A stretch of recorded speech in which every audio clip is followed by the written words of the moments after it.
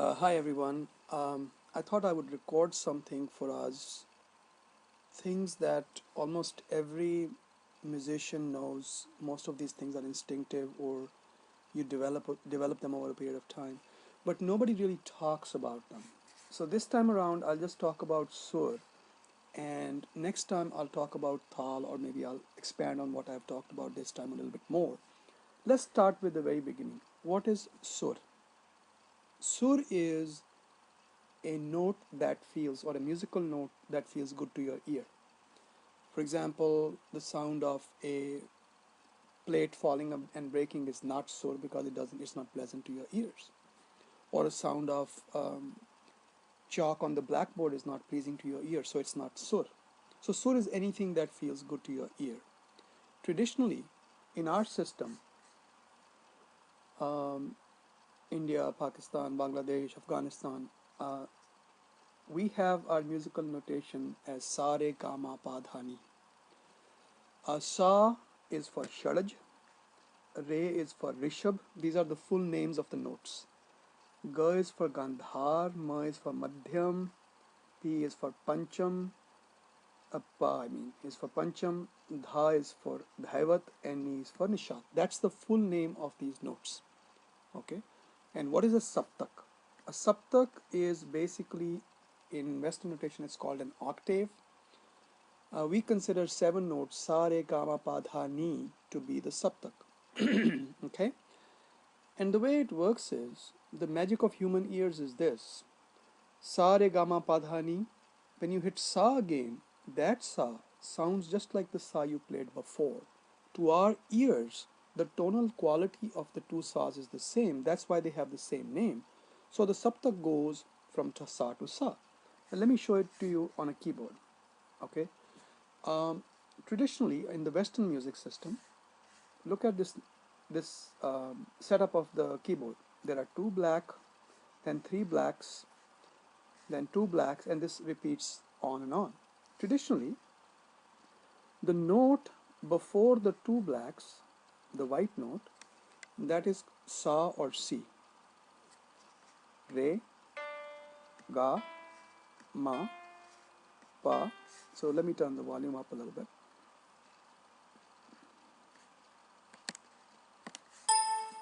So sa, pa, dha, ni, and sa again. This sa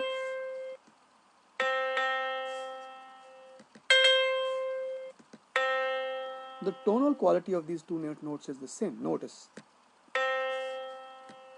not same.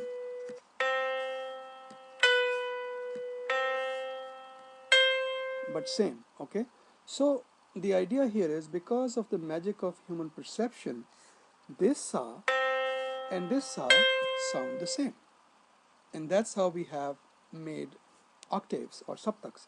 And this again goes on sa, because it's the white note before the two blacks, so it goes sa, re, ga, ma again. Okay, so if you look at the arrangement, you have many saptaks on one piano. Okay, many saptaks on one piano. The one that's kind of in the middle is the madhyam saptak. The one that is below that is called mandar saptak, which means a little bit lower. The one below that is called ati mandar. Tivra is the one above the madhyam, and then ati tivra. Just a little bit of musical theory, but more importantly, the practice. So if you wanted to play a song, you could start it anywhere. For example, I don't know.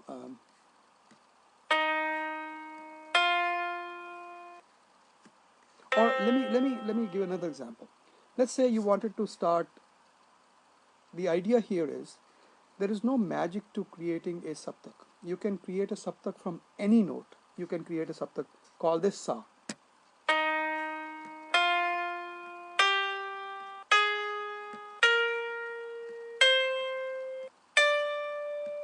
You see, you can take any note and create a saptak out of it.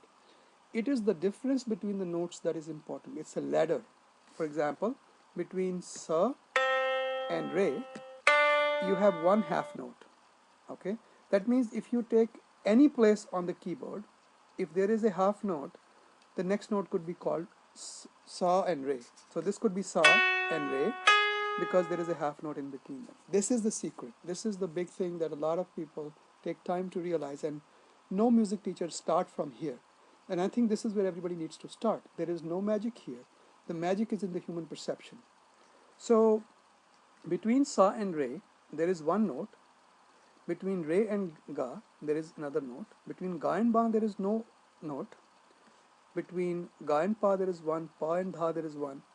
Dha and ni, there is one. Ni and sa, there is no note. So if you use the same pattern and took any place on the ladder, you could create um, a saptak. Okay, this has many implications. I'll get back to them. Let me just finish this recording here. I'll talk about how this affects how you play flute. These notes, in between notes, are called half notes.